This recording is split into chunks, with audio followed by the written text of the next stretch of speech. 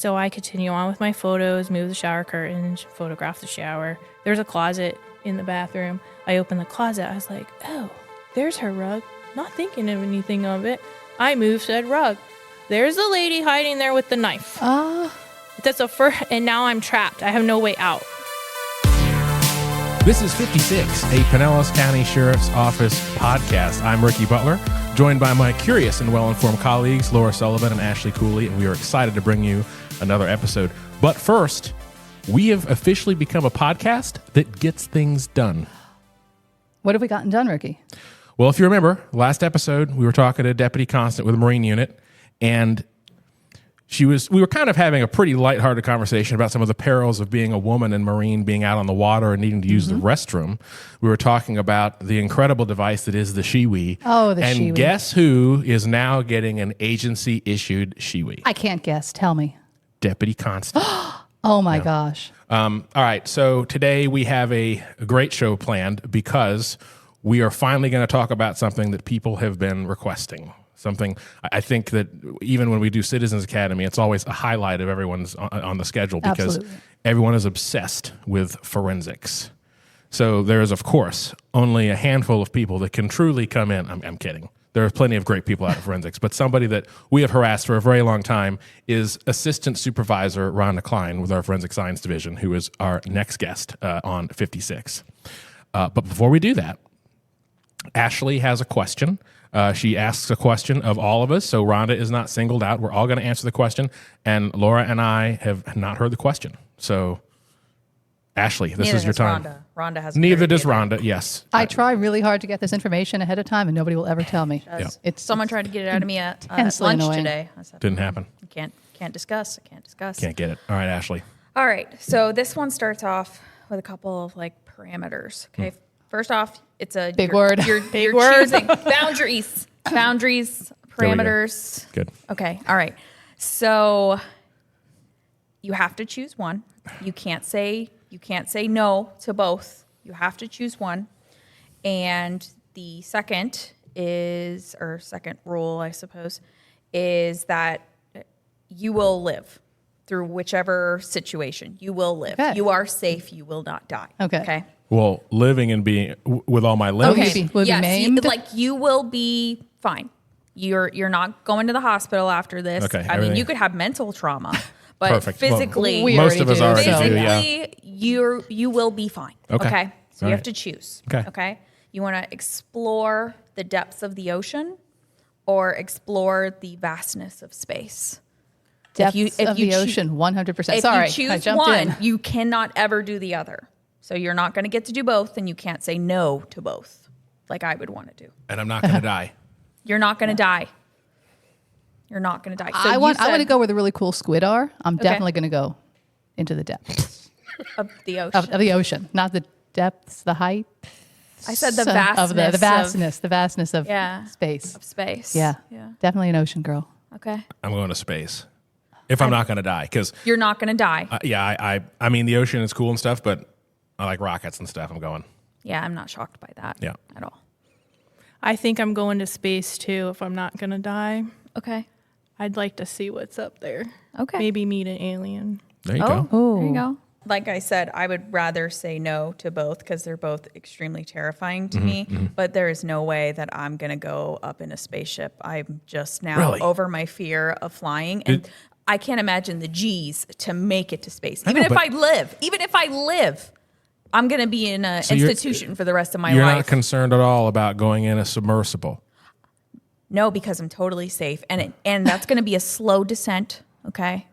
It's not going to be like, my skin isn't going to fall off from going to space. Like, it's just going to, I can handle that. And, I think it'd be cool. So that's my answer. Also, space is like a long-term commitment. Unless you're just going to go up atmosphere and come down. If you're going to go to Mars or something, it's a long time. That is a good point. Yeah. That is a good point because, I didn't think about that. Who's going to do your job if you guys go to space? I mean, you're not going to have me in charge. That'd be crazy. Well, that's not part of I'm this. going to be down at the depths of the ocean. This isn't part of this. You don't have a job in this scenario. You're too far. You have loads of money. Know the you don't have to parameters. work. Yeah. Boundaries. Yeah. Oh, yes. I have no boundaries. Only parameters. You're too far in the weeds, Laura. See, that wasn't too bad. No. There you go. All right. See? No big words. Parameters. All right. So now that we got that out of our system, as I was saying, forensics is something that everyone is just inherently interested in. It's, of course, a lot of it is attributed to the CSI effect and all of the stuff that maybe isn't so accurate, but it's still a fascinating world that you live in, Rhonda. So we're excited to talk all about that. But first, tell us, when you were a kid, and it was like, what do you want to be when you grow up? Was your answer to be in forensics? Yeah. How'd you get where you are? So when I was a kid growing up, I wanted to be a veterinarian.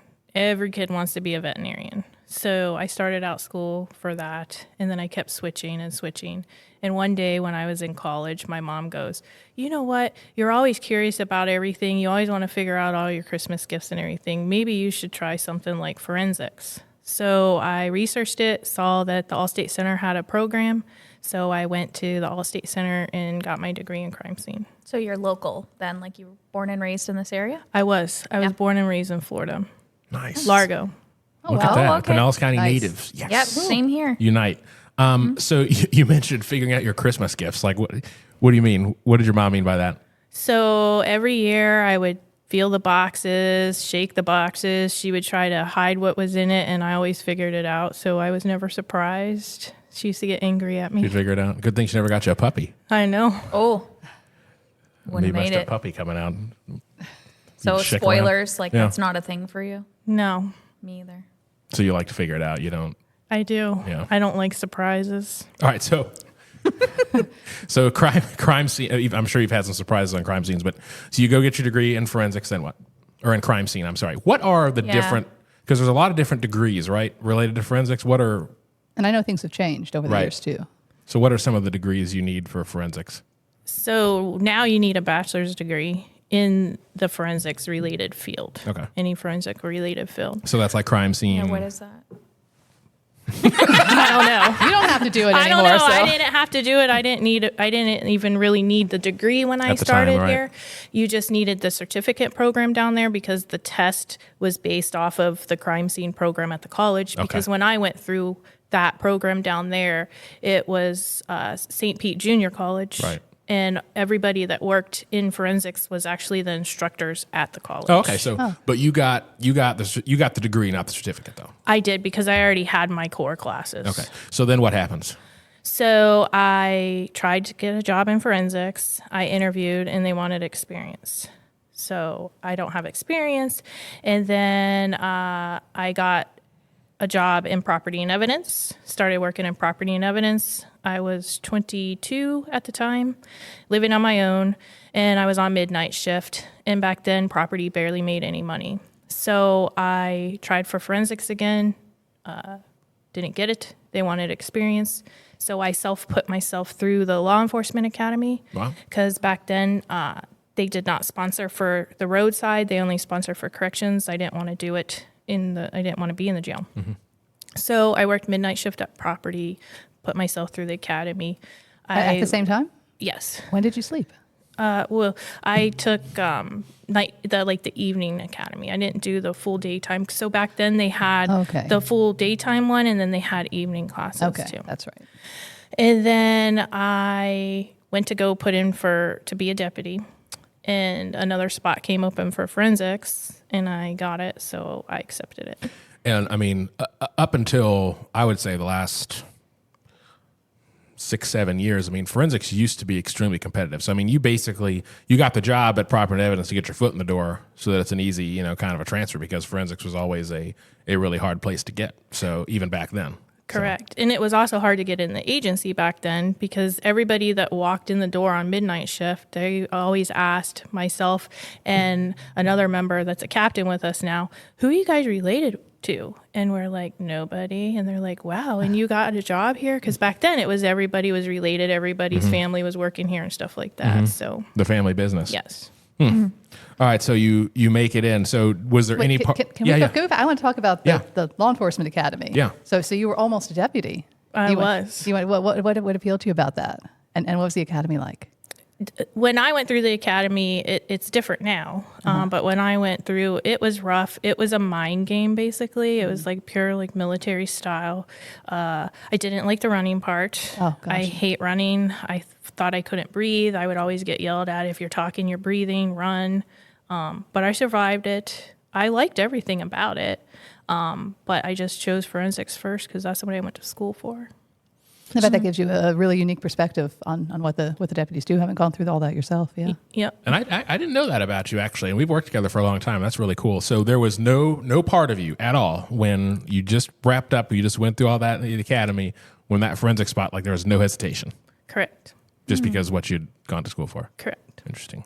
Good stuff. All right, so you get the forensics job. There's obviously, what does that process look like back then as far as getting, like, is there FTO? How does that work? So back then, we did a 3-week in-house academy. So I was inside the building learning about all the techniques and everything. And then we did the full-on FTO program, the same one we have now to today. What phase 1 through 4. Okay. Do you remember your first week or your first big call? I do. What was it it was like? week 1. And my first FTO, he was on the major case response team, which we still have today. And we were working day shift, and I had been on midnight shift for years at property. So I was already nervous about not getting up in the morning to my alarm clock. He called me and he's like, "Where are you at?" And I was like, oh my God, I'm sorry, I overslept. I was freaking out. And half asleep. And he's like, "It's okay, you can calm down. It's like 2:30 or 3 o'clock in the morning." I'm like, "Well, what's going on?" And he goes, "We're getting called in for a homicide."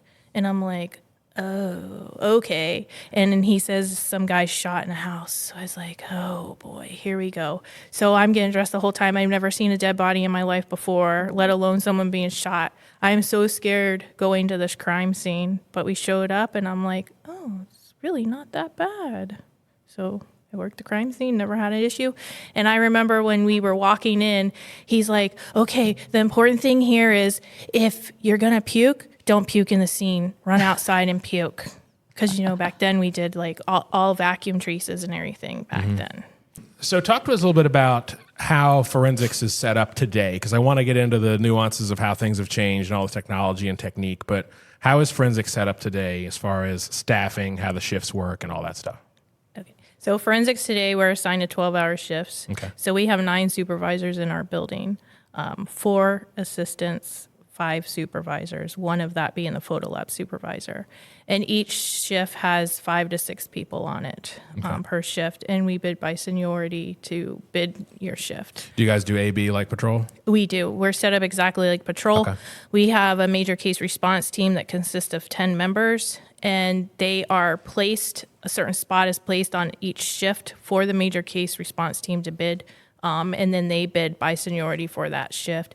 And that concept is in place, so not all of them end up on one side. So not all of them are A days and A nights, because then there's no one to call in if we need people to call in. Got it. And then, so just the forensics lab itself, which is it's an older building, but it's got a lot of great technology and stuff in it.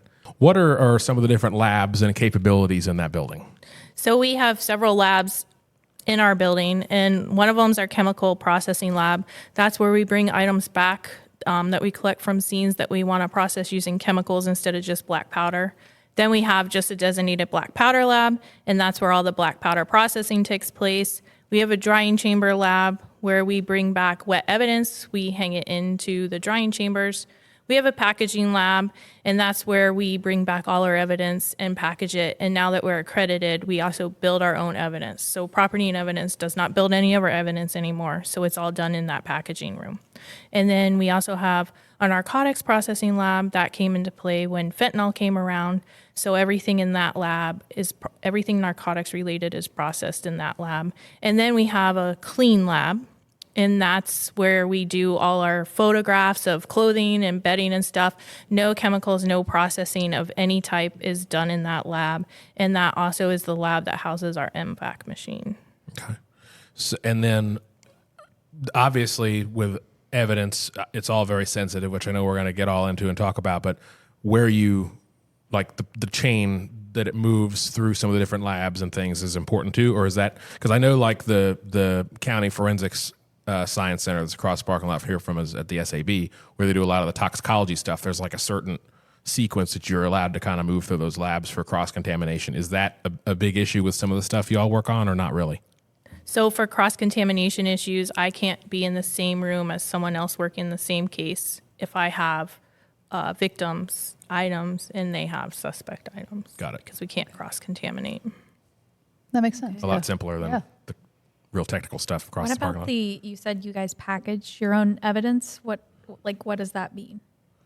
So, like, we put it inside the evidence bags, like the plastic bags to turn it into property, or paper bags. But that's like new? We've always packaged our Yeah. evidence back in the day, and then we would just walk it over to property. We would handwrite a label, put a label on it, and property and evidence would build it into ACES. Okay. We're actually building our items into the property report on ACES, and our labels print out now, and they have the barcode already attached to it. So property picks our evidence up from our building, and all they have to do is scan our barcode and put it into a location. Okay. So they no longer physically type out our stuff. Gotcha. Okay. It is a very complex, like, intense. Like, everything about what you guys do is intense. It's always been funny to me because some of the most fun people we have in the entire agency are in forensics, but they are just like, when they're on, they're on. So detail oriented. yeah, super, as it should be. Which is another point, because there are, out of the 28 specialists you have, 3 of them are men, the rest are women. Is that right? Correct. So I always tell everyone, I think my philosophy is the men want to carry the gun and the handcuffs. And also the other reason is women are more detail oriented than men and more organized. So you have to be very organized and detailed oriented. Is that pretty much how it is with forensics everywhere? It seems to be a common pattern, yes. All right, so go ahead. I was going to say, I've heard stories that it's also because women have better smell tolerances. We can stand disgusting things That could better be than true. men can. I'm not going to argue that point. I don't want to smell those things. Remind me to tell you a story later on of how a whole bunch of deputies abandoned me when I was going to arrest somebody, and they pooped their pants. And they all ran away and left me to kinda take like them I to feel custody. like you've told most of the story already. that so is let's the just keep story, going. okay. No. I haven't heard it. That's news That to is me. the story. Yeah. All right. So let's backtrack again. So now that we kind of have some context for today, back then, because the process is just super detailed, depending on the crime scene, depending on what you have going on. So your first crime scene with your first dead body, what are you all doing to process that scene? So at Kind that- of tell us a little bit more about the case, if you remember, like what the deal was. I remember it being drug related. A guy was found shot to death in the bedroom of his house. I started trying to think about the case more after I spoke with Laura already. I want to say he may have been a tattoo artist also, but I can't confirm that. Back then, we did digital photography, 35 millimeter photography, and we did full trace, which by full trace, I mean looking with your own eyes, picking up the little pieces of visible hairs and fibers that we see, then using the blue light, doing the same thing, hairs and fibers, and then vacuuming on top of it. And you did that in the whole entire house, no matter how big it was. Wow. Tell me about the photography. You did both digital and 35 millimeter then? Yes, Why we is did. that? Back in the day, they wanted to have 35 millimeter because they said digital could be altered. So they always wanted 35, and everything that was for comparison purposes, we used 35 millimeter photography for. We've gotten away from 35s and we just use digital now. The SLR cameras, you can tell if it's altered or anything. We shoot in JPEG and RAW, so the RAW photo can't be altered. Yeah, and even if you can see anything that's been done with the photo. So that makes sense though. Back then it was new technology. It used to be super time consuming because you used to have to do the 3 different f-stops, right? Oh, yes. For 35 millimeter, so yeah. for 35 millimeter, because you couldn't see your pictures on the back of the camera, we had a bracket, and you had to bracket 3 f-stops, 1 below, 1 in the middle, and 1 above. So you're going to overexpose, underexpose, and take a normal one, and you look at your picture and you decide which one came out good. Another thing that was time consuming on it, we used to wear different BDUs back in the day. The baggier ones with the huge pockets on the side, the old school version. And you would always see, I always got chosen to do 35. So I always Was that like a new girl hazing thing? No, my supervisor loved my pictures, so I always got chosen. So on my right pocket, it was bulging out with brand new 35 millimeter rolls of film, and my left pocket was the used ones because you constantly had to change your rolls. How things change. So Yeah. How have they changed as far as photography yeah. or imaging in general? So now we have the digital cameras, so it's easy. We could see all of our pictures right on scene that we take, and then we even really got away from videotaping too at crime scenes now, because we have Faro and we have Oscar 360. So the state attorney's office, we had to work with them, and they go, okay, we don't need video, but if people request it, still we'll bring it out. We still bring out the video camera for all reenactments because it has to be recorded live, stuff like that. So And you used to have to actually draw a sketch of the crime scene, right? Like hand draw? we did, and I always got chosen for that. So. What? You're a good artist? No, I am not a good artist. So yes, we used to have to hand draw the scene, measure it, and write the measurements in. Now the Faro does that. It Right. scans and it takes measurements at the same time. And that wasn't like, I don't think people realized what that measuring looked like. Like it wasn't like, oh yeah, the table is, this far away from the wall. It was like, it's this far away here, it's this far away here. Like you measured everything. Correct. You had to use triangulation if it was a key piece of evidence. And then you would measure the whole wall. And then you would need a measure from the corner of the wall to the start of the window. Yeah. Then just the window. And then from the window side to the door. Then just the door. Like it was like a long. ton. And how long would that take at like a typical scene? It used to take a long time. Yeah. Yeah. Yeah. Because I But- can't imagine then once you guys showed Faro and the way that it does all of that it's mind blowing. Correct. And when you're drawing it, you just have a image on a piece of paper. Faro, it's a 3D image, and you're like walking through the crime scene and everything. And I'm not part of the Faro team, but they could even take it into the court now and put VR headsets on, Yeah. And walk and they through can it, yeah. walk through it. And just for probably the best way to describe Faro is it looks very similar to some of the tools you see out for surveyors. In fact, it's the same thing in some cases, but this essentially you can put it in any room and it will do a scan, catch. There's an Outside too. Oh yeah, outside Yeah. too, anywhere. But I mean, it catches an insane number of points, and then it overlays images, and you can pretty much recreate anything. Correct. And then the Oscar 360 camera is the same as Faro. It just does not take the measurements. It's like it can walk you through the whole scene too. Like the realtors where you click the little arrow, it brings you to where you placed your thing before. It takes 360-degree photographs all around the scene. And I knew this was going to be all over the place because there's just so many things to talk about. But when you're going to court, when you have this evidence, I have to imagine the Faro, it's indisputable because this is where it was that night. It's because you have a situation where they're like, oh, they're trying to dispute this was here and there, and it's like, well, no, it wasn't, because this was the night of the crime, and we have it. We've replicated it completely and preserved that, which is just, it's insane technology to see. I know that when we have public groups and things in forensics, and if we do the whole presentation like we do for Citizens Academy, or obviously for Citizens Academy, like that is the thing that they're like, wow. It's incredible. And I wish I could like showcase it on social media, but there's no way to show unless literally put on your VR headset. I'm going to take you through the crime walk through scene. it. Like, but The ability to go back is just, Yeah. it blows my mind. We have used it in the past, but not in the courtroom. It came about prior to getting to court, where it was a case when we were working for St. Pete PD, where a shooting happened, and it involved some witnesses seeing it. They said they saw it, so they were able to put the people back in the scene. They had to get the height and stuff of the people that saw it, and they were able to take the overlay pictures, put them back in the scene, and it determined there's no way they could have saw it. They would impossible, only right. hear everything. Right. So That's- that put yeah. the fire out before it went to court. That's what I'm so talking it about. has That's- been used with that, but in the actual courtroom, I'm not aware of And it's any. not like new, really. I mean, before that, it was was the other. Leica. There was a Leica scanner, but I mean, when I started here 10 years ago, we had the Leica scanner or something close to it. It blew my mind then. But it's just because you figure the entire point of forensics forever, right, has been to preserve the crime scene and to make sure that we have as much data as we can. And you can literally take the crime scene anywhere. It's there forever.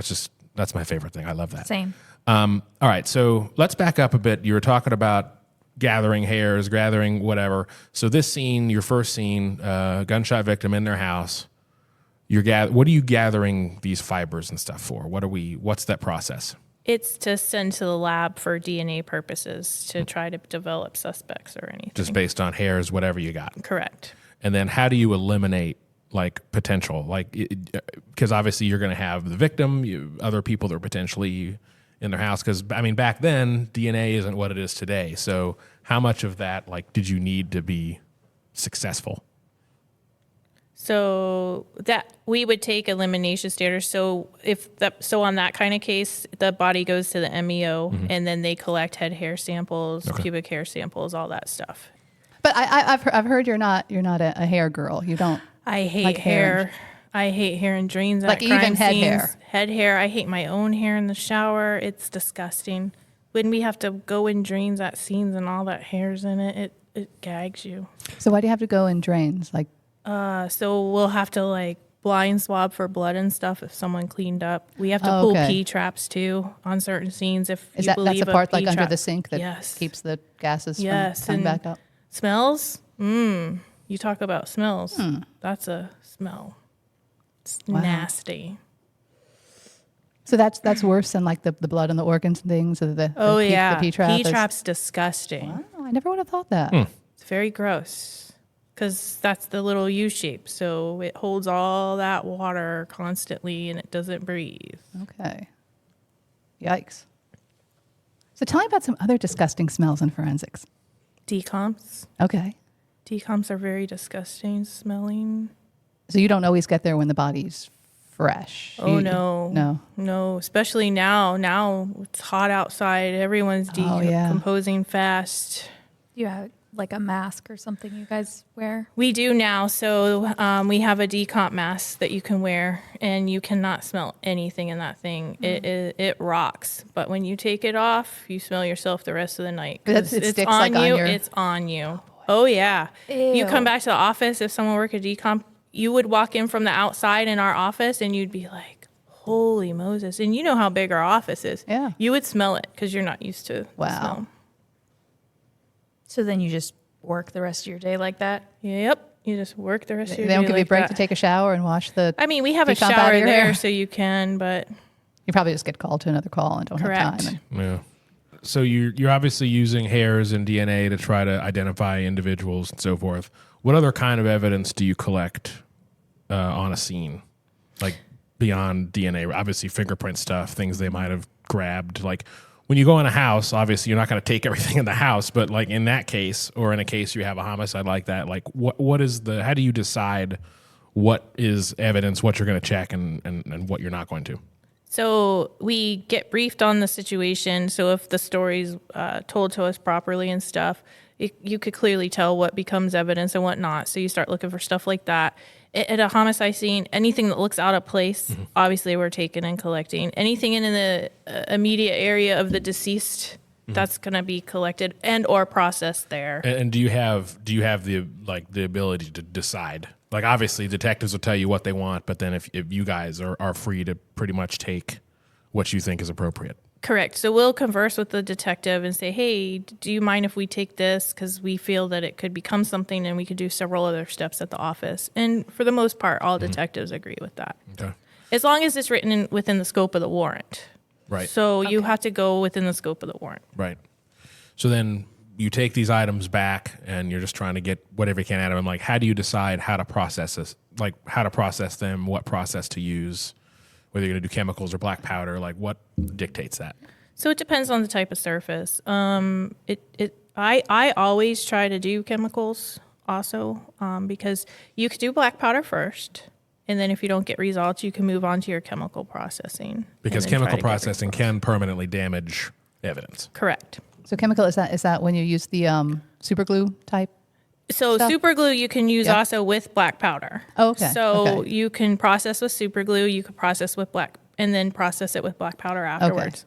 and then you can move into the chemicals. So super glue is just to make the print more evident. It's to fix the print to the surface. So that you can then dust it. Okay. Correct. And or put a chemical on it. Okay. Gotcha.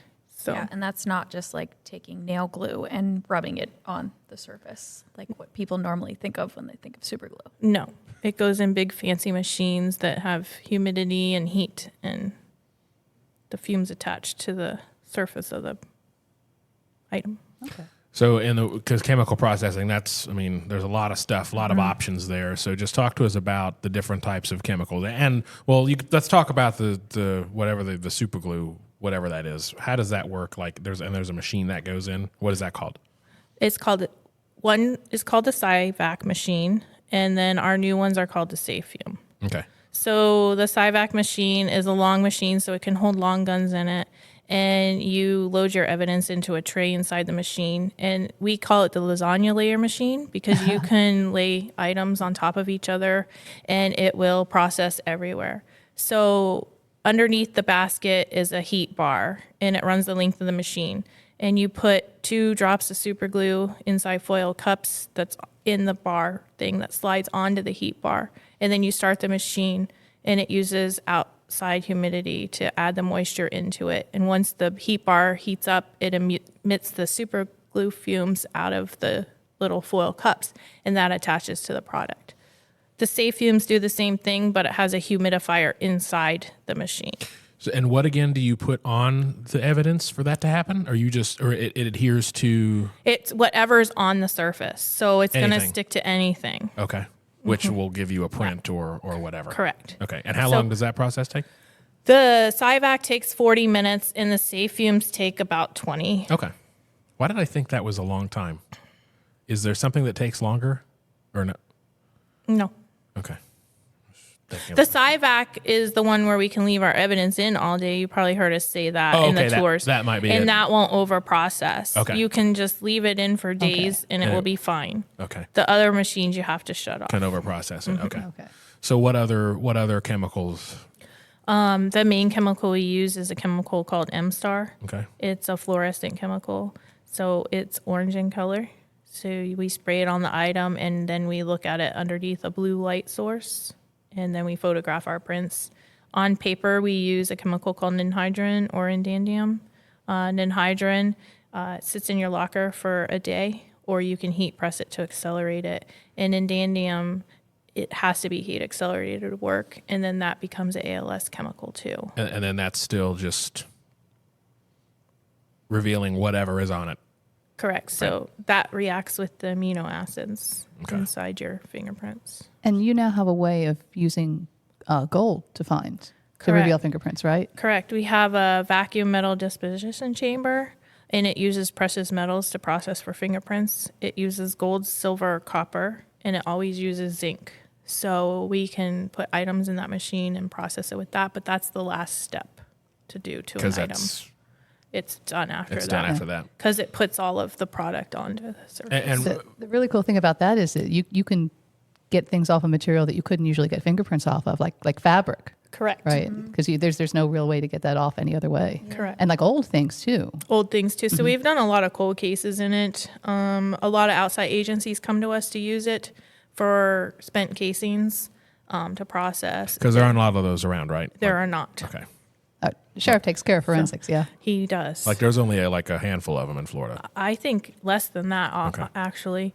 And then we're one of the only agencies, other than Largo PD now, that have liquid nitrogen in our building that we use to separate duct tape. If duct tape's stuck to the sticky side to sticky side, we have to freeze the tape to be able to peel it apart to process the sticky side of the tape where the prints are going to be. Oh, wow. And we have had several outside agencies also come up to need and that assistance. So like doesn't- if somebody duct tapes a victim, they can get the fingerprints off the Correct. sticky side. And that Boy. doesn't, and the liquid nitrogen doesn't impact it at all. No.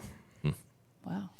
So what are, like, back to some of those chemicals and processes, because you talked about that's the last thing we can do with it, because, like, do you continue to use chemicals until you get what you need, or do you try to get as much, like, what is the goal there with using the different chemicals? Like, is it we didn't get what we want here, so we're going to keep going, or we're just going to do it just because, or?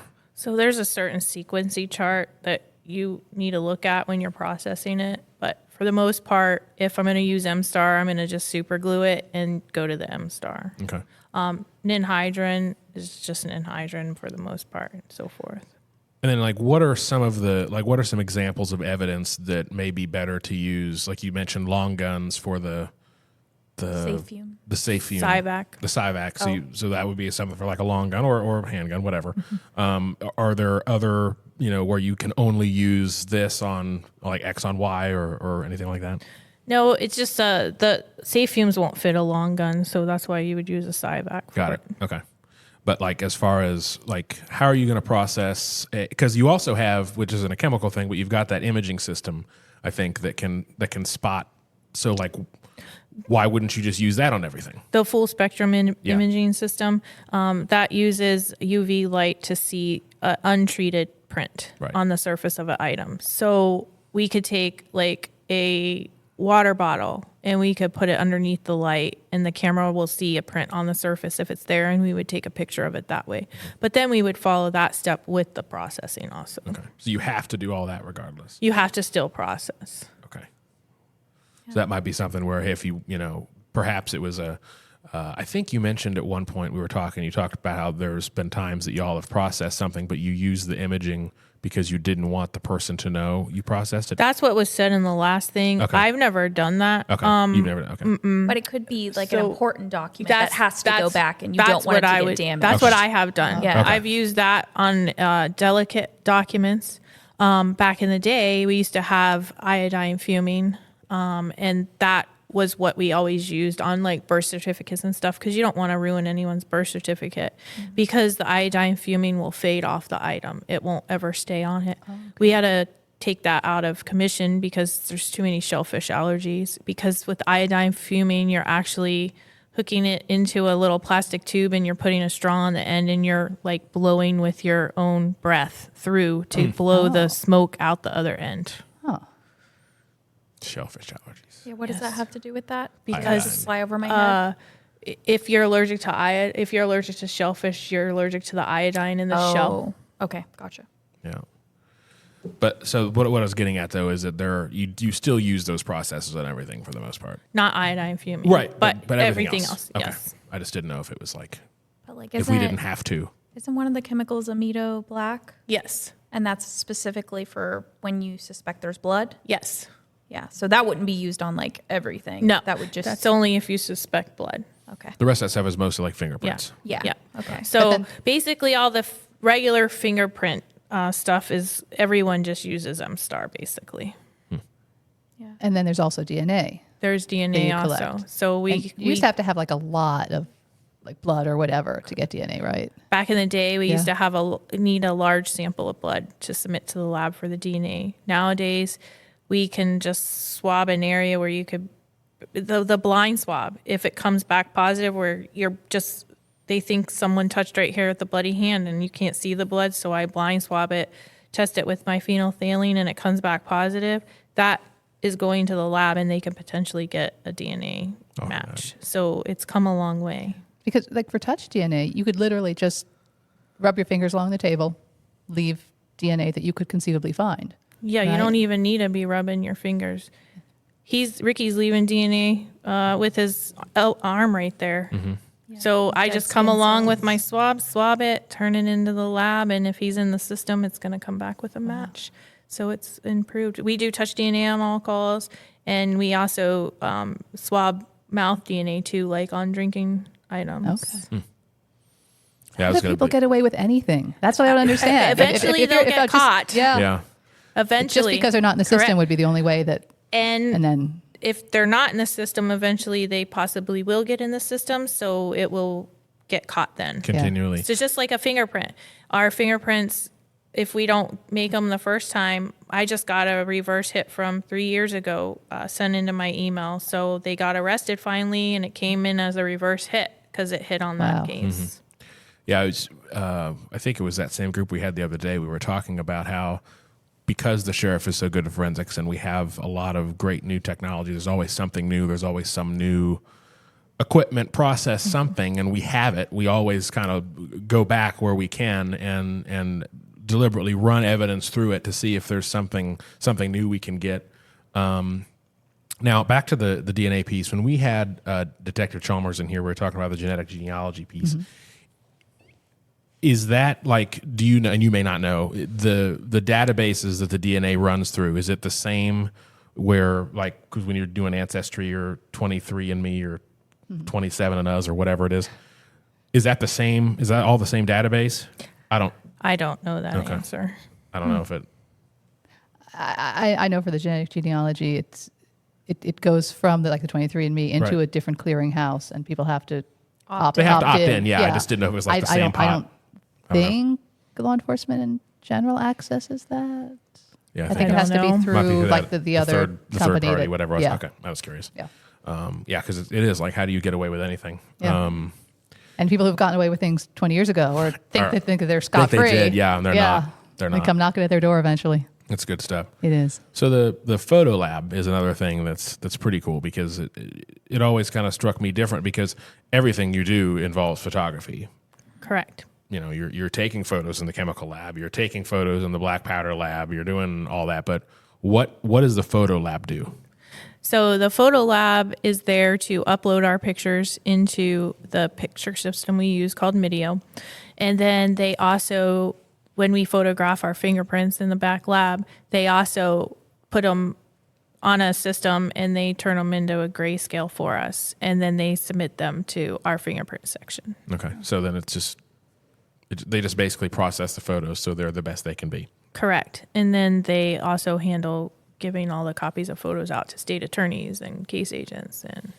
And then, because I do remember, a lot of times when you go to the court, you have to include the information of, how the photo was modified. There's usually the original that's available as well, but it's all just documented there. And it's just impressive because there's, again, so many details, even with sharing a photo, to make sure all the bases are covered. Correct.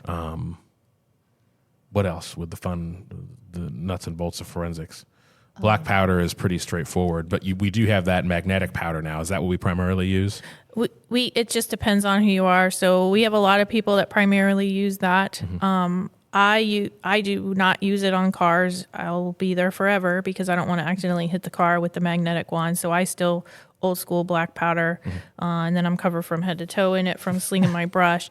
But if I'm inside a house, I try to use my mag powder because it's cleaner, and you're not making a mess inside people's residences.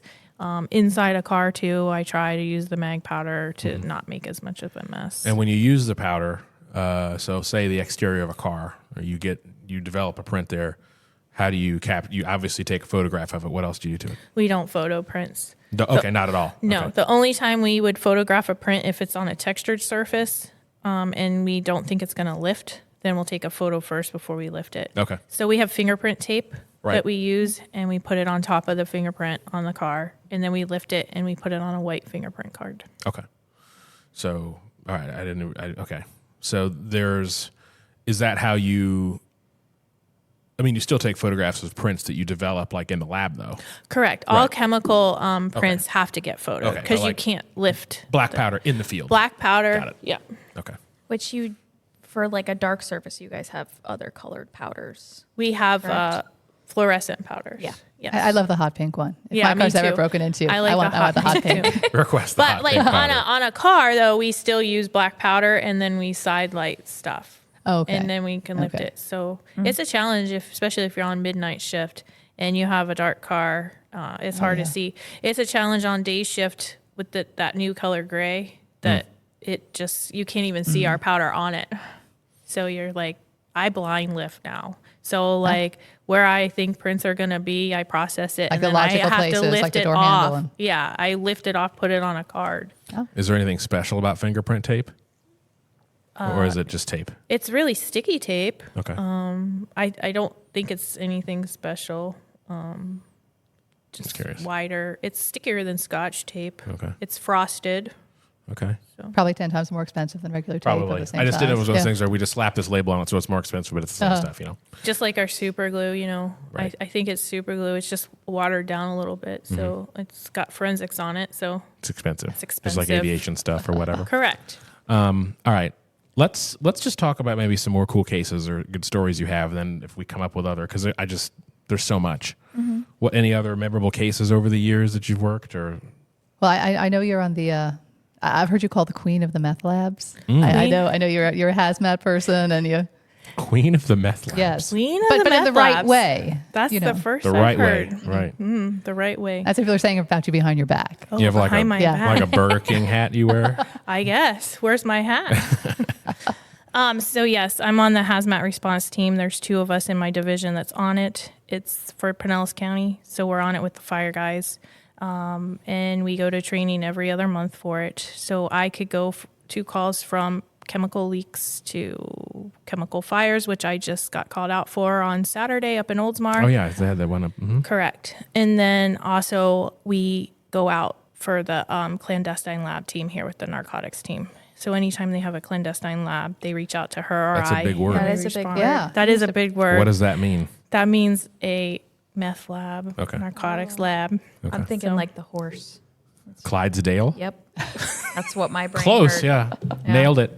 I was like, that can't be right. Probably some beer there, maybe.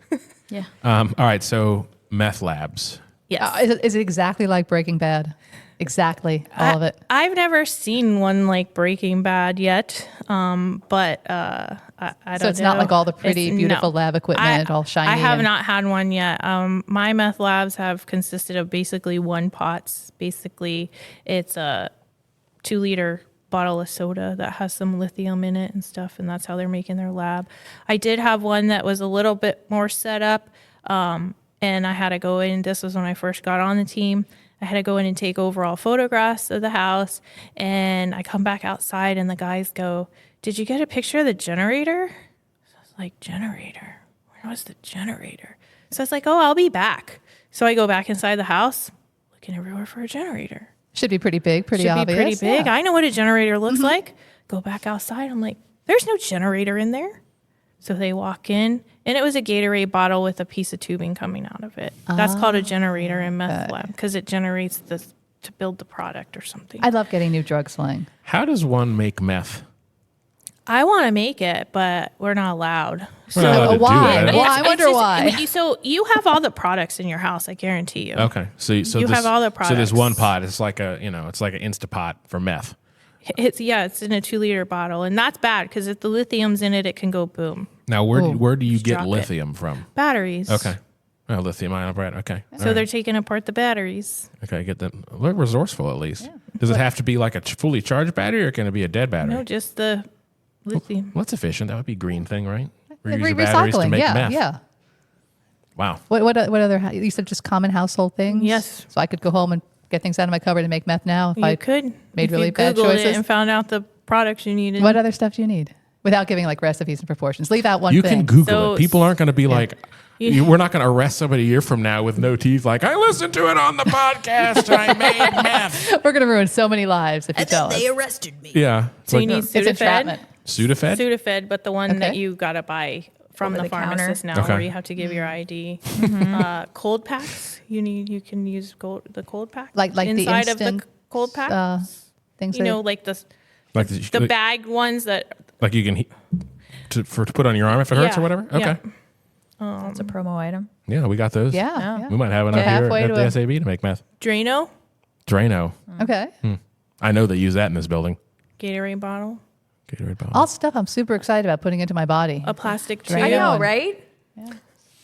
Wow. How long does it take? I don't know. I don't know that. So why, while everybody scurries around their house to find the what is special about why does there have to be a special team for this? Like you just have to be careful around the chemicals. You know what's going to happen. Like what is the specialty there? So myself and the other member are the only people level A certified, meaning that we can go on a SCBA inside an encapsulated suit. An SCBA. Self-contained breathing apparatus. Okay. So Like the scuba fire, without the like U. firewares with the air tank on your back Okay. and the air mask. Oof, that does.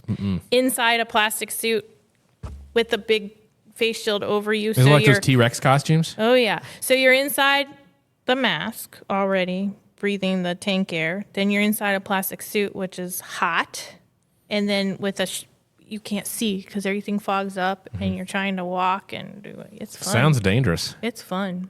So how often do you have to actually go into these scenes, whether it's a meth lab or like a Chemical industrial fire. water Yeah. treatment center leak or something? Not much. So like our clandestine labs, I've never went into a full level A suit. I've been on air before in a level B suit. For the most part, if we don't have to go in the house, our guys are pretty good about bringing all the items out to us to process. They set up a little tarp, and they have certain piles where certain chemicals go over here, the other chemicals go over there, because we have the disposal trailer here on site that it all comes back and has to go into. Then it goes up somewhere way far. So who are the ones actually going in? Are those the FD hazmat people all suited up, or are these? It's our Detectives narcotics or- detectives. Okay, So there's okay. a team of them that go out to Okay. it. So But you almost had to go in once. To, I did. Tell me about that. I did. Well, I went into this chemical fire on Saturday. Oh, okay. In Oldsmar, and I had to wear my SCBA in that, but I didn't have to do anything other than pictures.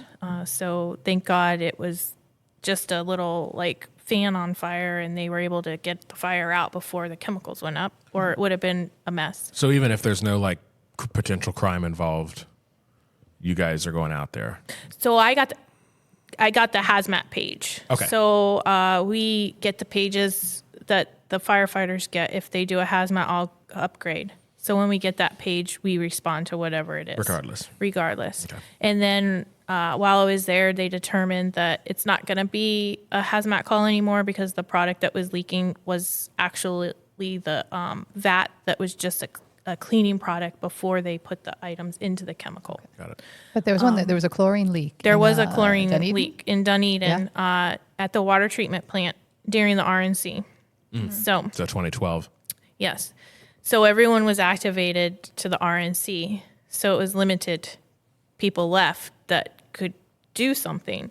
So we got that page, go up there, and it was leaking in the chlorine tank. And so the first group went in, and you can only stay inside for 20 minutes, and they pull you out because your body's under a lot of stress and you're inside that level A suit and stuff. So 20 minutes is the max you got to get out. In the suit, period, regardless of what you're working with. Correct. Okay. So then when two people are in, two people are halfway suited up to just zip up real fast and go and put their air on to go in and rescue them if needed. So those two people came out. These two people go in. Well, the next two people were me and one other person.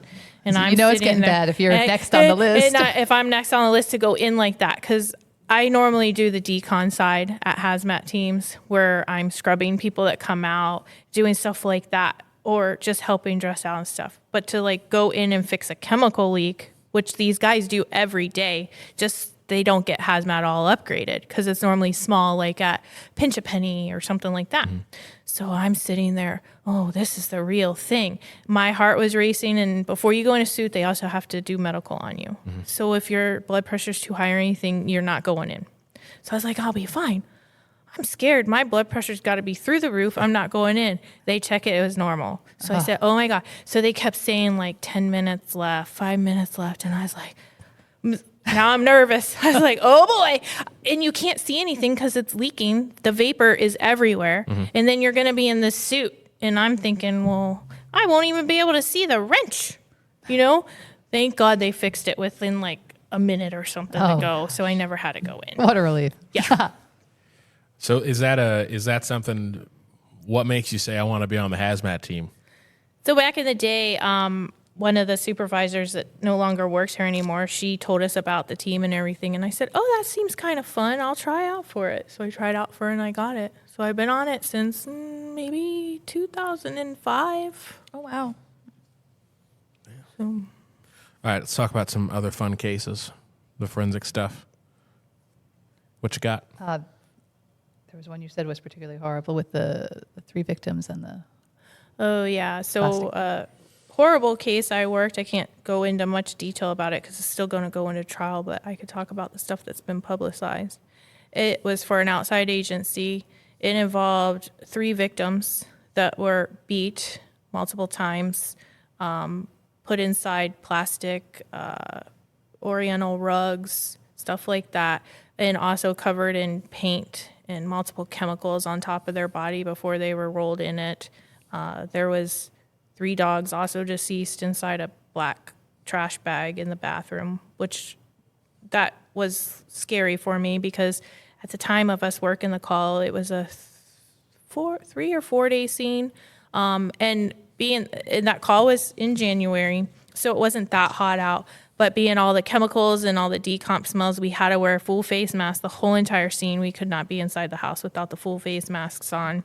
And it had been like 10 days that the bodies had been there before they were discovered, Correct. right? So they were fully decomped. Yeah. And the kids were missing at the time. It was a married couple. He had murdered the wife up in Pasco, and the kids were missing. So they're like, we have to open up the black trash bag. Oh, gosh. I'm like, I can't do it because the way it looked like it could have been the size of the kid that was missing. I was like, I can't do it. And we had several of us on the scene because it was just so much work. So one of the members came forward and opened the trash bag for me, and it ended up being the 3 doggies, 2 doggies, 3 people, 2 doggies. Which is probably still pretty traumatic. Yeah. It was just a hard, tough case to work. So I'm not looking forward to having to relive it.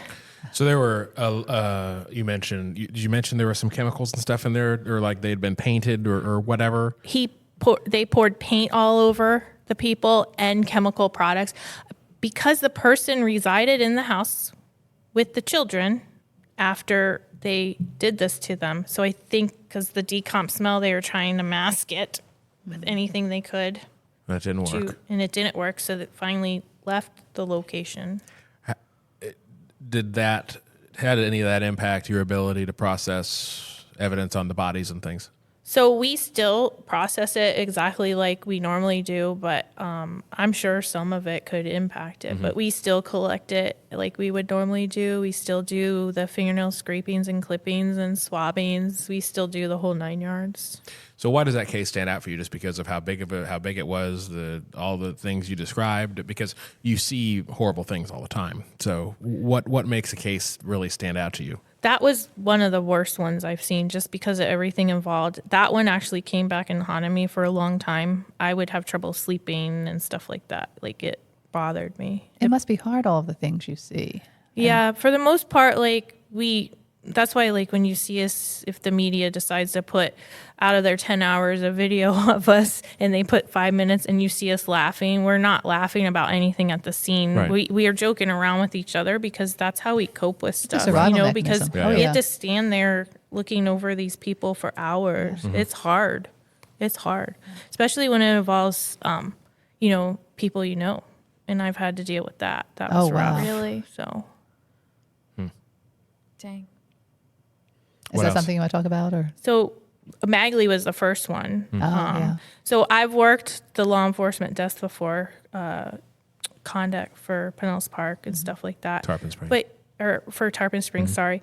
But you're not close to them. So when the Magley call came in, I was like, oh, Lord. So I had to work it. And I was assigned, it was multiple crime scenes because it stretched so long. And my assignment was where he was. So we have to stand around him for hours and process him and everything. And it's just hard, to see someone like that.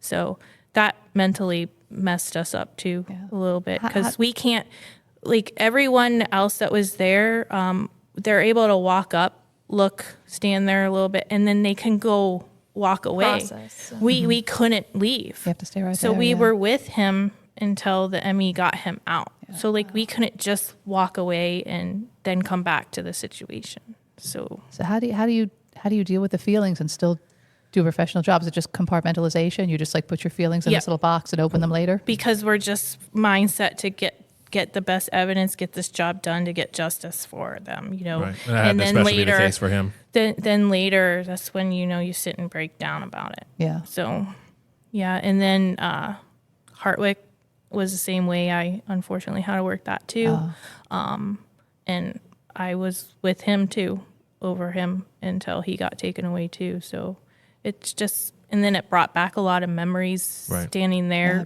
to Magley too, because it's another vehicle. So Right. it was just hard. And then I also just recently had to work the death of Trill. Yeah. And I was close to Trill. So Yeah. that was rough Yeah, for I've me. seen And, the pictures of you and- guys together, and yeah, and I did him at the hospital. oh, so wow. That must have been rough. yeah, I was really nervous about that one because I didn't know if I'd be able to hold myself together seeing his family and the child. So I just driving there the whole time. I just kept telling myself, you have to hold it together. You have to hold it together. You got to hold it together. Yeah. And thank God, the child was not on scene. And the wife was down the hallway in the chaplain's office. So I only dealt with several members of the PD, but I was able to hold it together. So They're not. I mean, there's really not too much that's glamorous about forensics, really, but it is something that people have so much interest in. But most of it is the tough stuff like that. And I just, Yeah. but the motivator would have to be to Justice. make sure you have the facts, get everything together, because forensics was recognized obviously for their work on Magley's case, and because you guys did good work. You just gotta do it. It's got to be easy to. Not easy, but it's easy to get motivated, obviously, in a situation like that. yeah. What else? What else we got? You got 20 plus years of great stories. How do you? I heard you were worried about you're kind of a germaphobe, which is a kind of weird thing for your profession. Don't Doesn't to like get hair. Doesn't stuff like. on you. I do not like anything on me. I don't like touching stuff. I am a very big germaphobe. So there was somebody who. How does that work out? Well, you would think it would. know, They're we're wearing always gloves clean. and Like stuff. you see me in the back class, I'm always put gloves on when I walk back for the Scissors Academy. I never touch anything with my bare hands. That's true. And if I do, where do I go? Immediately to the sink. Yeah, wash your hands. So All right. under certain conditions, people will melt. Yeah, decoms. It's disgusting. So I had a case back in the day, and he died on his couch, and he was a hoarder too. And to get in his course house, he was. we had to use the kitchen sliding glass door. So when you enter in the kitchen to the right, or into the dining room to the right is the kitchen, and straight ahead is the living room where he was at. And I was like, oh God, because I could see the juices going across the tile floor. Like that far, they would. Go Yeah. from- his body was on Yeah. the sofa, and they. Yeah, they just Spread across Yeah, the because room? it just keeps melting. And I was like, this is disgusting. So you have to photograph the whole house. And there was a cut through from the kitchen to the hallways to get to the back bedroom. So of course I take that route. So I'm doing my thing, did everything, and there's flies everywhere. It's really gross. So you don't ever want to talk on a decomp scene if you're not wearing a mask, because you don't want that fly in your mouth that just ate the body. Oh my God! It's disgusting. So many horrible things that I haven't even thought of about your And job. they land oh my on gosh. you, and they leave the marks of the decomp juice on your person. I don't like decomps. So Would you ever process a fly? Just side note, to see like what it had touched or ate. Like, could you get? I think there's people that do that. What are they called? The people that look at bugs? Entomologist? Yeah, that word. Okay. Big word. I don't know. Like, what if a fly had eaten the crucial piece of evidence, and then you could. Okay, carry on. I'm sorry. So That's a movie right there. I did my thing, and I thought I was cool. I'm like, oh, I'm going to stand at the end of this hallway here and zoom in and take a picture of him on the couch. Oh, I'm doing this. This is cool. Not stepping in the puddle of person Not at all. stepping in the puddle of person at all, right? Oh boy. So the Emmy gets there, and he's like so far gone, and we couldn't really take overall pictures and stuff like we normally do, the eyes and the frenulums and stuff like that. And he was just like It would've just come off. soup, to the point they actually used a spatula to get some pieces into the bag that they take the body in. So I get to my van and I clean myself up. I spray the bottom of my shoes with our HIV spray, we call it. And I get in my van and I'm sitting there and I'm like, man, it smells like the guy's in my van. And I know I smell, but I'm like, Right. It smells like he's in my van. And I go, that person put his gloves in my van, because he knew I didn't like the smell. So I get out, look in my trash can. His gloves aren't in there. The Emmy's gloves aren't in Like there. a practical joke. Like, yeah, 'cause you I thought guys- he was yeah. joking with me. So I get back in my van, start driving. I'm like, it's in my van. Where did he hide the gloves? So I get out again. It was on the bottom of my shoes. Ooh. So I called my supervisor at the time, and she's like, just get back here. We'll soak your boots in bleach. It will be fine. So I do that. I could still smell it. So I soak again, could still smell it. Brand new boots went straight in the trash. Oh, yeah. Because Oh, my that's God. Oh, yeah. disgusting to me. I think everyone. And I always said, this is my thing. And blood, I don't like blood. I don't like decomp juice or blood. Like, I would never be I a don't know blood if anybody spatter. really likes what I it. was It's thinking. Well, just, people are blood spatter experts. They Yeah. like to get up in there and do all that. Not me. I don't even like having to take the pic. I hate blood. I just don't like it. this is hilarious. So I always say, if I ever fall in Right. someone's blood or in decomp juice, this is all coming off. I don't care who's around. You're going to get a show because I am not wearing this. Just avert your eyes fast. I will run to my van and get a Tyvek suit. So you would rather strip down naked in the same room with In a crime scene. a puddle person than get it on your clothes? Obviously, I would run out the house, the door, and You didn't strip say. right You there. didn't Be say. naked in Say that. I'm neighborhood. just- I would just, I don't care who's around. It's coming off as fast as it could come off. wow. Because that is not going to get through my clothing onto my skin. So do you guys respond to every like deceased person call? For the most part, yes. Yeah. Except for if it's like what's it called? Attended First death word sounds or- like The Non-suspicious hospice. or- Hospice. Oh, okay. Hospice. like an patient. attended death then. Yeah. Okay. So Okay. Yeah. I don't think people realize how often like that is going on in Yeah. the county. Oh yeah. Like when I had more time when I was working downstairs and I was looking at active calls all the time, deceased person. dying right and left. and it gets Constantly. It gets a lot around the holidays too, because people call, try to get a hold of people. Oh, I can't get a hold of so and so. Yeah. Can you do a welfare check? And then they find them deceased. Suicides pick up around holidays. Oh, that's got to be bad. What is there have got to be some cases over the years that you felt like that was, you felt accomplished, like you felt like that was a favorite case, or you really just, it was like the mission moment where you feel good about your job and maybe having to be around some blood or puddle person juice, like that was a good case. You're proud of yourself on it or proud of your colleagues or whatever. I made a guy one time from a homicide scene where I didn't actually work the scene, but I had to respond there to get a doorknob off of the scene that there was a bloody print on it. So I brought it back to the office and I used Amido Black on it, and I got the ident to the suspect while they were still working the scene. Wow. I think that's the year I got forensics specialist of the year. Okay.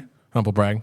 I think that was the year I was the best one ever. Yeah. What about scary stuff? So I did have that moment years ago. I was on a burglary scene up in Oldsmar, and I was told that the deputies cleared the house, and it was a duplex place, and the lady that lived there was an elderly female, and she planted plants all the time out back, and she went to go do her planting in the morning on her porch, and she noticed her knife was missing off of her plant shelf where she always housed it.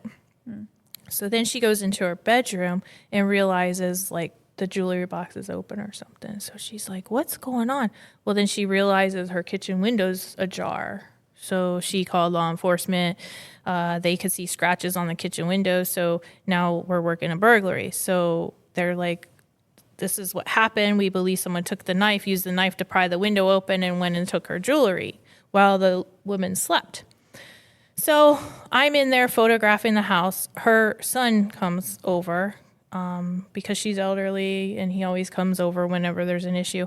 And I'm in the bedroom, which has a bathroom inside of it. And he goes, oh, where's mom's rug? I'm like, rug? And he's like, yeah, she keeps a rug in front of the tub. She always calls me and says someone steals her rug. I always find it in the shower because, she's older. And I was like, oh, okay. And he went to go look in the shower. I said, no, don't look in the shower yet. I have to still photograph everything like it is. So I continue on with my photos, move the shower curtains, photograph the shower. There's a closet in the bathroom. I open the closet. I was like, oh, there's her rug. Not thinking of anything of it. I move said rug. There's the lady hiding there with the knife. That's and now I'm trapped. I have no way out because there's no door for me to get out from where now she pops out at She's me. between you and the door. She's between There's no me and the escape. door. There's no escape in this room. So that's the first time I ever called because the deputies aren't with me. I called 1024 on the radio, which means help now. Yeah. So The first 94 is time just like a regular backup. 24 is you're going to lights and sirens. This is something serious. Get here right the heck now. Correct. And instantly they got there and got her into custody. But What did she that was do? the first. Like, Did you guys just She- like stare at each she other? just- yeah. Because the son was screaming at her, so I think he had okay. her like she didn't know what was going on, and I was just like standing there. Oh, here it is, and we had just got our OC taken from us because pepper spray. the pepper spray because everybody went to tasers, so they took OC off of the list. So But they didn't took give it you a from us. taser. It didn't give us a taser. Yeah. And I get it. I get why they took it because it always doesn't work on people. It could just make people, I learned that in academy, can just make them more angry. I would never use it on a person. I liked it for the mere fact about dogs. Like when we're walking in people's backyards or businesses or neighborhoods and a random stray dog's hauling at you, Yep. you can maybe spray the dog so I could get away from said dog and not get bit because I don't have a taser or gun. I can't. I'm getting bit if a Right. dog's running at me. Can't just throw your black powder at them. I have I think Stand the back, heaviest hide the item, the heaviest item on my belt is the radio, so I could like Hit him with a radio. swing that Being a at back 'em. weapon, yeah. But yeah, so that was my scariest moment. That Yeah. could That have is scary. potentially gone so horribly. That could have. Wow. Yeah. But deputies don't stay on the scene when you guys are processing, or So they had a call down the street, so they left. But now I have them stay on the scene. yeah, because I'm like, what if the person returned? Like if the person's not in Correct. custody? I mean, it depends on the nature of what it is, too. I mean, Yeah. But yeah, for sure. I would. I Yeah. do now Yeah. because we're not paying attention when we're fully Yeah. processing. Right. We don't know our surroundings because we're into doing our work. At any time, someone can come up behind us. So Yeah. How are deputies about preserving crime scenes? Do they go in and mess up your evidence?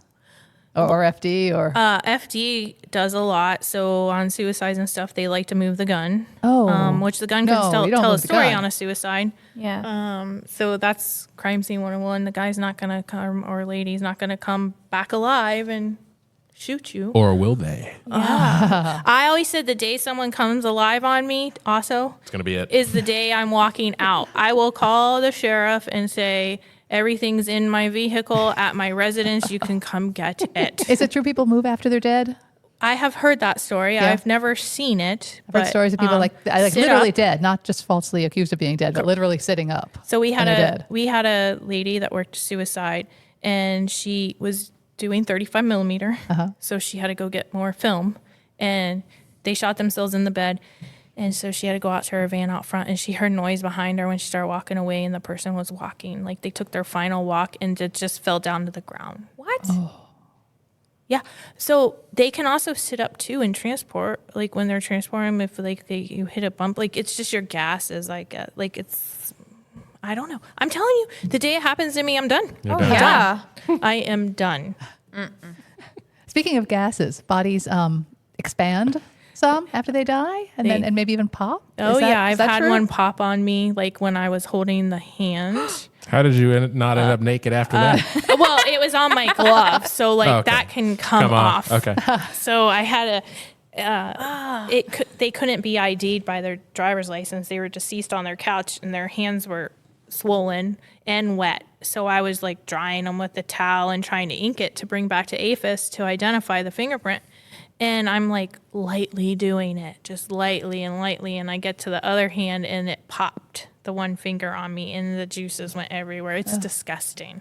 Oh, so it's not like the whales on the beach, and it's The whole body doesn't. The whole body can pop. can. I've seen that, but I No. don't. I You have don't something to touch look it. forward to So now. when the ME moves them and they have a big bubble on it, it will pop. It's nasty, and it stinks worse than it already stinks. Worse than the pee drain? It depends on the location you're at pulling the P trap. Okay. Or a pee trap, that's what I meant. Different kind of stink. I need to get all my Yeah. fluids in place straight where you can get fluids. okay. I tell you, the people, the techs at the medical examiner's office that come get the bodies, those people are next level. I don't even, no. Yeah, exactly. That, they're up in it. They're Using moving spatulas. it. They're driving with them in the, oh no. I'm just good with it at the scene and bye-bye. You guys rock and roll. Bye-bye. Yeah, they need to get more credit than they're given. Oh, they 100% do. That is one job that I would never want. I think a lot of people say that about your job. Yeah. Yeah. Oh, they will now that they've heard what's involved. Yeah. They probably Yeah. haven't They're like, romanticized oh, view it's of not it just before. fun but- Maybe lights not, maybe not. Fingerprints? Yeah. What are some things we talked a little bit about how, Hollywood and CSI and stuff has kind of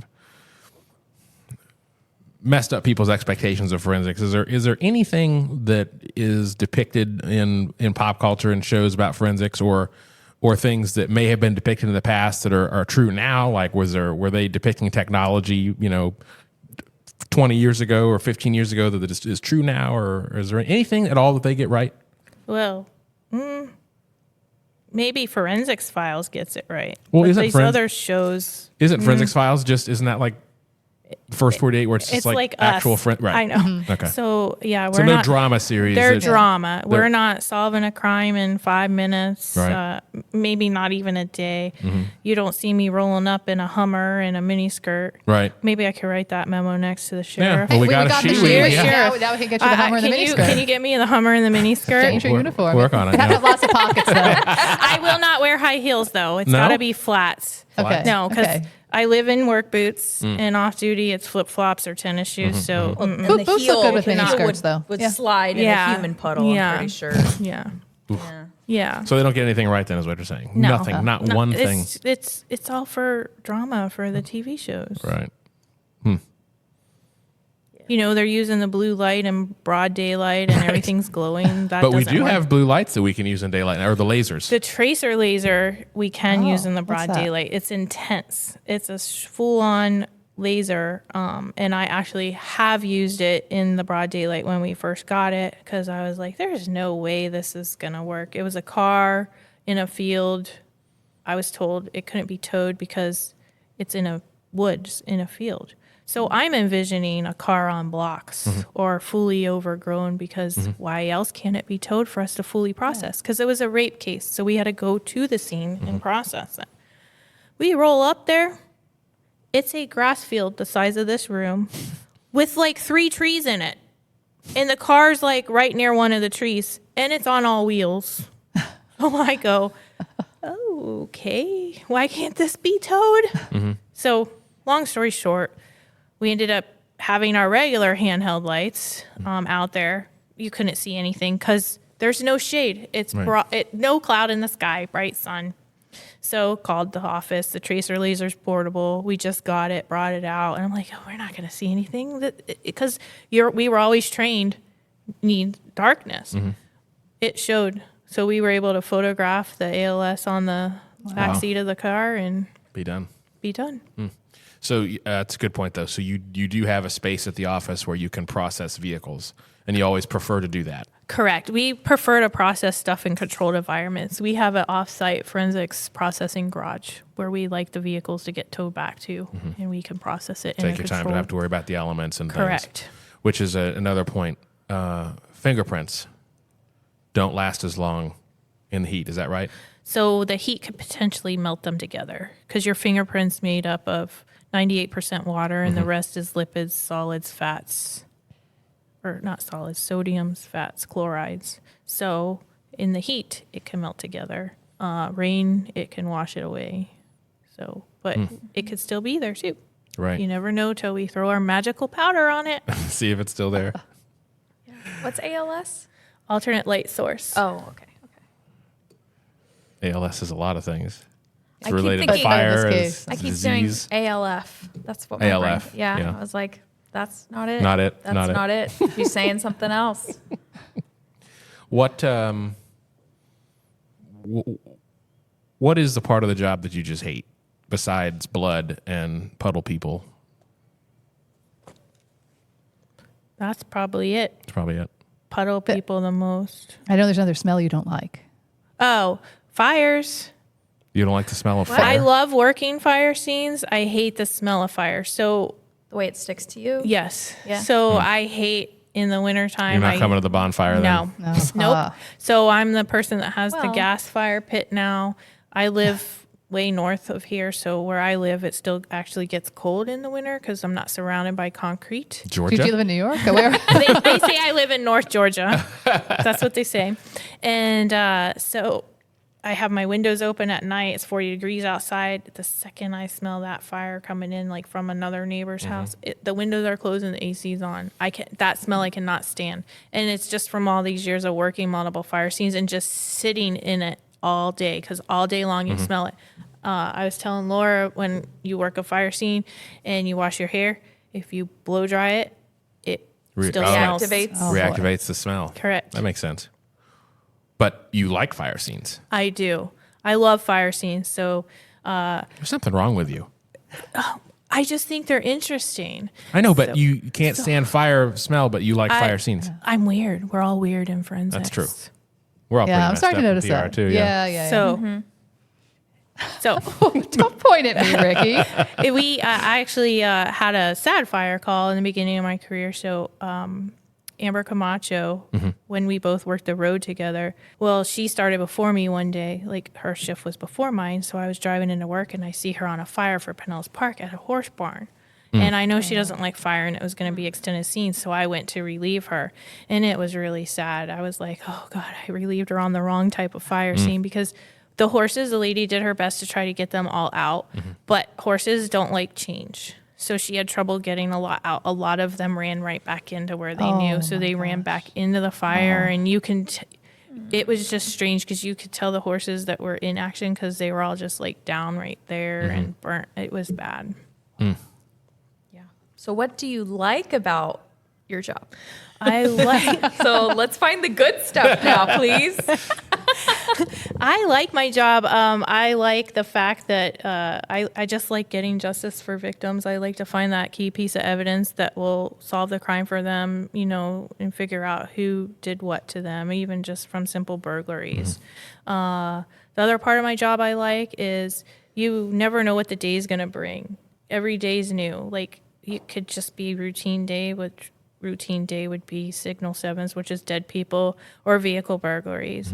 Or it could be a major call. It could be anything from a homicide to a department shooting. You just never know what's going to come across the CAD when the call comes into us.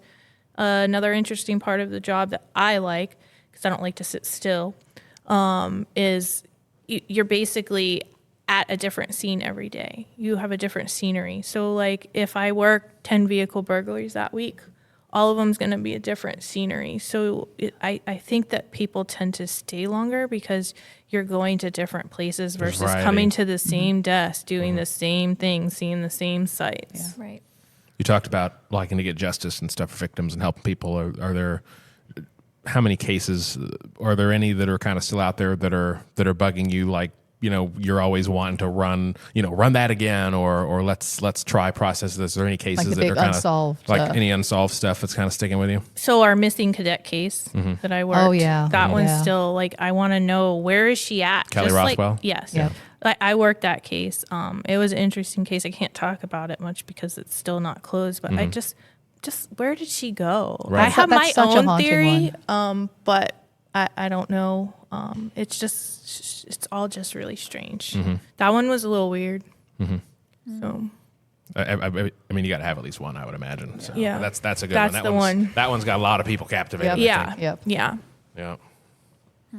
If you weren't in forensics, what job would you like? I know there was. I would probably go be a firefighter. Yeah.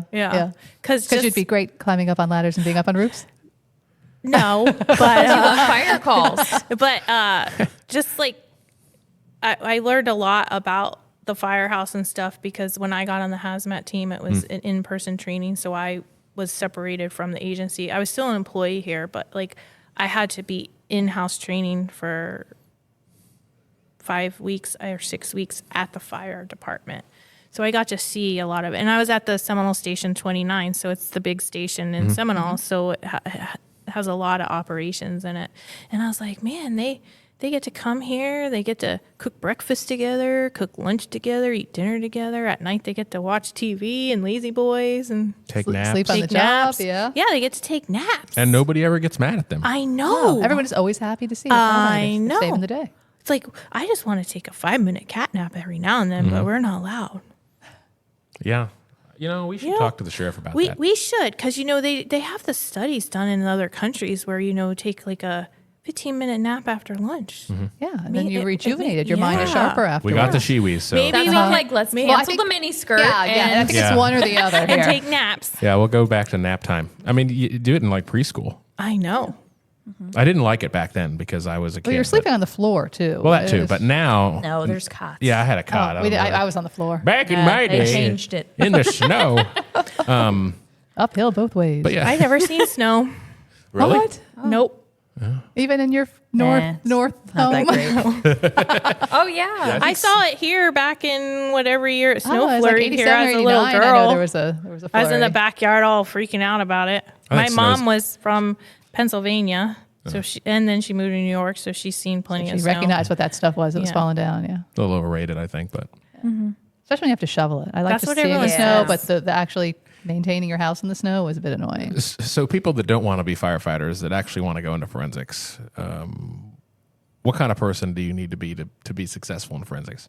Besides somebody that, well, you can even not like all the smells and whatnot and still do it. So Apparently, yeah. And Well, we be a have germaphobe. masks. That's true, yeah. And you can And a be a germaphobe. germaphobe. It's Yeah. the best to be the germaphobe because everything's going to be clean. clean, yeah, that's true. So when they ask you, what did you do to prevent cross contamination? You could say, this, and this. It's always going to be done.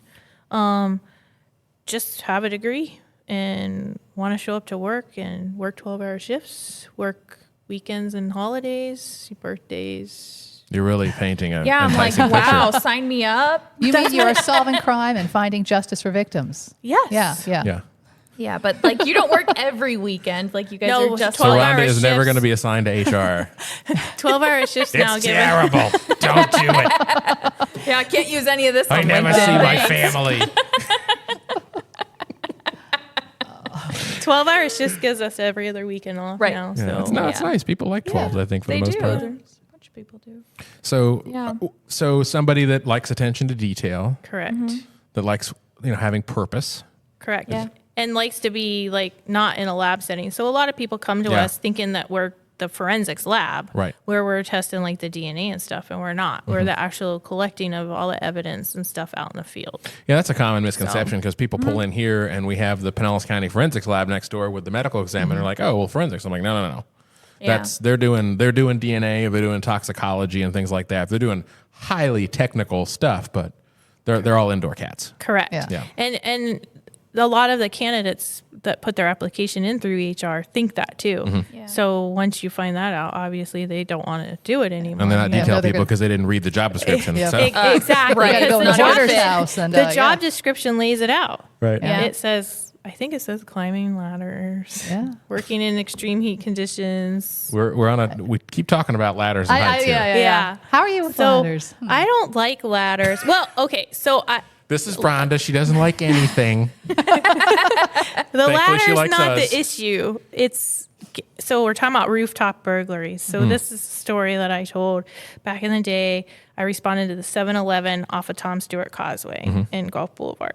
It was a rooftop burglary. So I have to climb up on said roof. So I get my ladder out of my van. We all have it. It's a little giant ladder, so it turns every which way and extends. Little giant. It's a brand. It's Okay. a brand. Oh, Yeah, I we was don't like, know okay. those things. You gotta I'm know like, your oh, we're just ladders, being Ashley. cute. We have really good. I'm I telling don't you. like them either. Okay. The sheriff does us good. He gets us good equipment. So the ladder gets up to the roof, but it doesn't come above said roof. Right. So It's- it's below the Right. thing. Right. So I'm carrying my camera, my print kit, and I'm up on the roof. No problem getting up. I go to get down, looking around. I can't get down. The deputy's like, Like are you a coming cat. down? I'm like, I can't get down. He's like, yes, you can. I said, okay, take my camera and take my print kit. And I'm sitting there because there's nothing for me to grab onto because I would be fine if the ladder would just come over the edge. Right. You just Yeah, you yeah. gotta put your I hands just- on the roof and back down it. It's scary. And he's like, you can do this. You can do this. I said, I can't do it. Call FD. And sure enough, FD came out and got me off the roof. They rescued you. They did. Oh. And Did then they carry you down? No. Okay. They came up and made sure I could get my foot on the thing and made sure I wasn't going to fall. And then I had another one, and I was like, I'm going to do this. I'm going to do this. I'm not calling FD this time. So I'm up there. I'm like, oh, I can't do this. So then I decided, let's just lay down on your belly. So here I'm on this roof. I lay down flat on my stomach and put my feet towards the ladder, and I'm slowly working my way down this roof with deputies down below laughing. Yeah. I did it. You did And then we sometimes have to go up on the ladders at accident scenes to do the aerial shot down if the big ladder truck's there instead of going in the Eagle. They like to just do that. Well, it's backwards on a fire truck, the ladders, because down below the steps are close together. The higher you go, the further apart they are. So here I'm up there, get up, and I'm like, now the step's like this. And I said, oh, God, I could fall through there. No, you're still, they attach you to a Right, you're tethered. thing. Right. It's just, but I couldn't imagine doing it in all their gear. They Right. do that every day. But you should have been a firefighter. Well, Just for the sleeping and the snacks. then I told her, I said, when I retire in a few years, I was told maybe you should look into being a fire investigator because you already have this And you get the fire as a smell. side. Yeah, and then get the fire smell. Everybody wins. So what does Rhonda do outside of work that she enjoys? Anything fun? I go to my daughter's dance class. All right. And I watch her dance. I go to the gym. I work out. That's my life. That's your whole life, huh? That's my whole life. All that excitement you got to when you're used to liquid people and whatnot, or what do we call them? Pudding people? Oh, Human puddle people. A puddle of people. A puddle of people. Puddle people. Puddle people. I think we got it. I think that's the name of the episode. That Puddle might people. be, yeah. Yeah, I think so too. Don't step in the puddle people. Puddle people. And we didn't even get to say bubble level yet. No, we have not got to say Bubble bubble level. level. Bubble level. Bubble level. Say it again. Bubble level. Bubble level. Bubble level. Bubble level.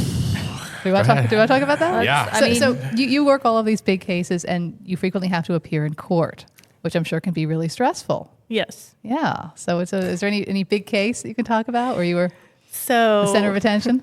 there was the Circle A shooting, the Stand Your Ground, the first one in our county. Draca case. Yeah. And so I worked that 3 days before trial. My phone rang. I was out school shopping with my kid. Hey, what are you doing? School shopping.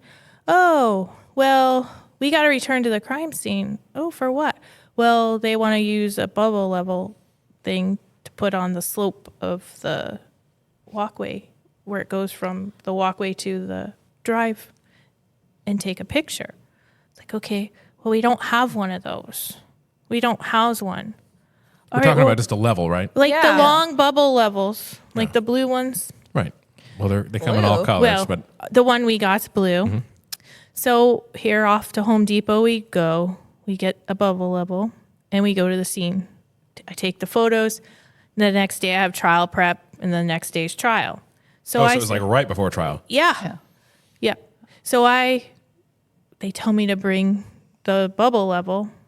And I said, what? And they go, yeah, tomorrow bring the bubble level with you into the courtroom. And I go, So you bring your own props into yeah. the And I said, you can't ask me anything about this device because I can't. It's a stick.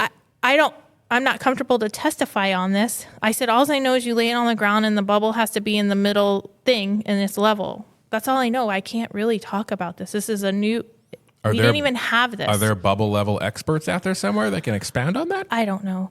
There has to be. There must I mean, be, there is yeah. for everything. That's how I would describe it, what you just said. So Yeah. we were You're now warned. a bubble level expert. Bubble level expert. We were Excellent. warned Side about gig. this trial that it's going to be broadcasted live. Court TV is going to be in there. The news channels are in there. There's going to be full of cameras everywhere. So I was already nervous about that. I've testified so many times in my career. I can't even tell you. I never get scared testifying. This one I was scared because of all this. And I knew everybody and their brother would be watching. So here I walk in the courtroom when my name's called. with the bubble level in my hand. Are you holding it like a sword? I'm just holding it, yes. Got it. And I one of the walk in Queen's and I guards. was like, oh man, they weren't lying about these cameras. They were everywhere. So everywhere a person would sit in the courtroom, it was covered in cameras. Courtroom 1. Yeah. And then the camera was literally mounted next to the witness stand. So I literally had to look down at the ground when I had to get into the stand because I would have knocked over the tripod because it was right here in your face. And then there was a camera directly in front of your face. So I'm sitting in the witness stand. I'm doing pretty good. I'm on the stand for like 30 minutes, 35 minutes. Where's the level keep now? Going. It's still sitting next to me. It's just next to It's you. just next to me. Like your friend or something. Like my friend. Your Yeah. emotional support bubble So level. Yeah, yeah. I get asked a question about it. So What was the question? Yeah. How does it work? You responded back out to the scene to do some additional photographs. What item did you take to complete that? This. So because they said they weren't going to ask me said question, and I'm already nervous, so I just forgot. My mind just went, oh my God, they're asking me this question. So I pick it up, and I said, this measuring thing, I said thing, no Y on the end. Didn't say thingy. Did not say thingy. I have it on my phone. I recorded it. Like I played back the live thing and recorded it on my phone to prove to everyone I didn't say thingy. So I finished testifying. It was like I was up there forever. I get off the stand. I take my phone out of the pocket. I had like 30 text messages. Almost all of our homicide guys, my whole office, thingy, thingy, thingy. They have screenshots of my face on the news because it says Rhonda Klein underneath it on there. Thing expert. And I'm like, I did not say thingy. So that was an embarrassing moment in my career. I was very embarrassed. Hey, but it was a conviction, so It Right, was. yeah, It 20 years. was. the thingy worked. But in my defense, I said, don't ask me about this thing you just made us get They 3 didn't days. ask Why you did about they- the thing. Bubble They level. said you went back out to the scene. What device did you take? The bubble level. This. I couldn't remember that word. But they weren't asking you about how it works or anything. This guy. I That's couldn't what I remember. took I it. remember. I lose words all the time. I sympathize. Oh, I do too. Oh yeah, we all do, just not on national television. Yeah.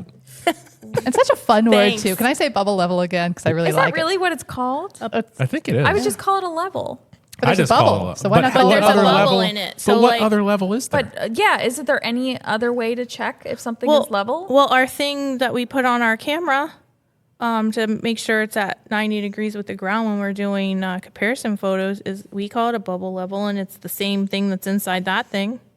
We say bubble level. But is bubble necessary? I don't think it is. I think because there's a floating bubble in it.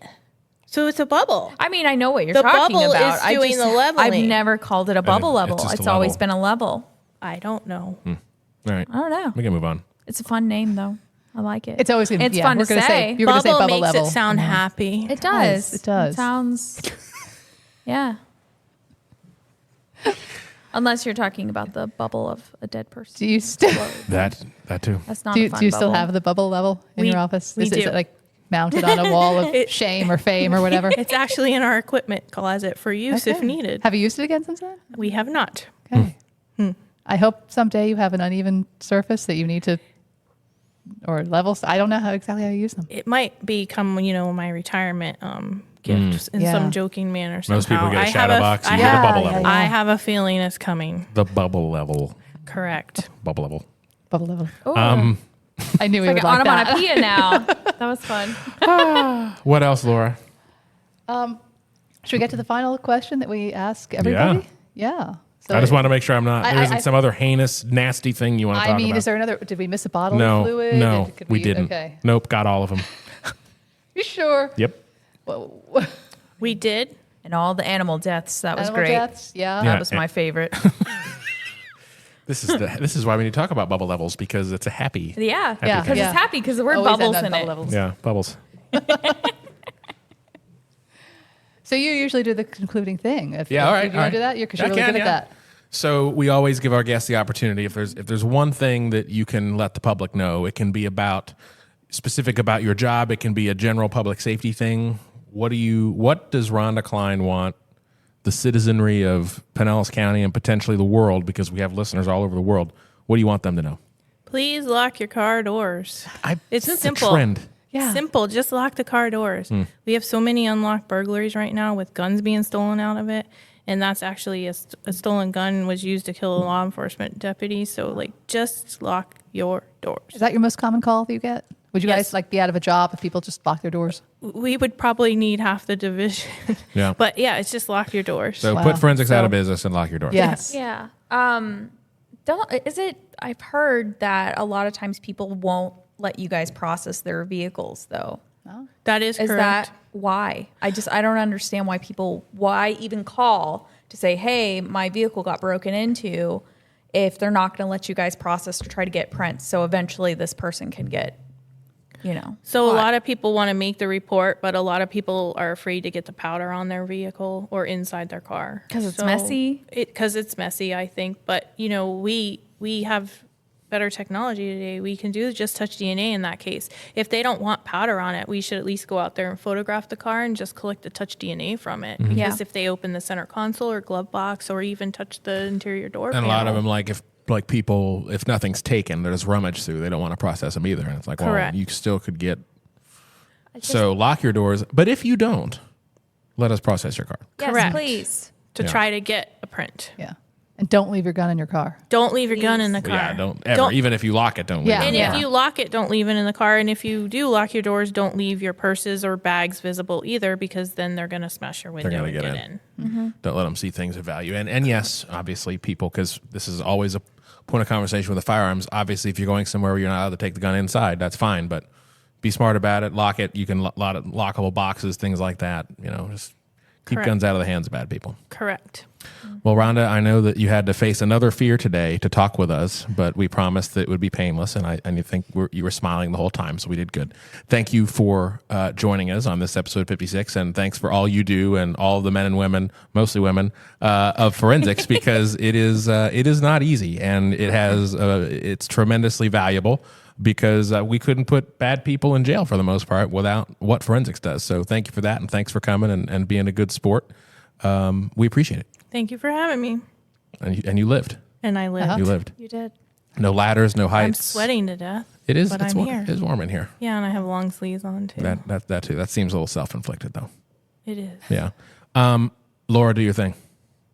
Well, we want to know what you guys think of this episode, of the podcast in general, and we really want to hear ideas for who you'd like to hear next. And we have a way for you guys to get in contact with us and hear from our adoring public. And it's lets56@pcsonet.com. That's LETS56@pcsonet.com. That was pretty good. That wasn't your best one, but It, it was pretty was good. not, because I was wasn't. still smirking about swabbings and things. I It brought her joy. All right. did. Bubble level. Thanks everybody for listening. Catch you next time.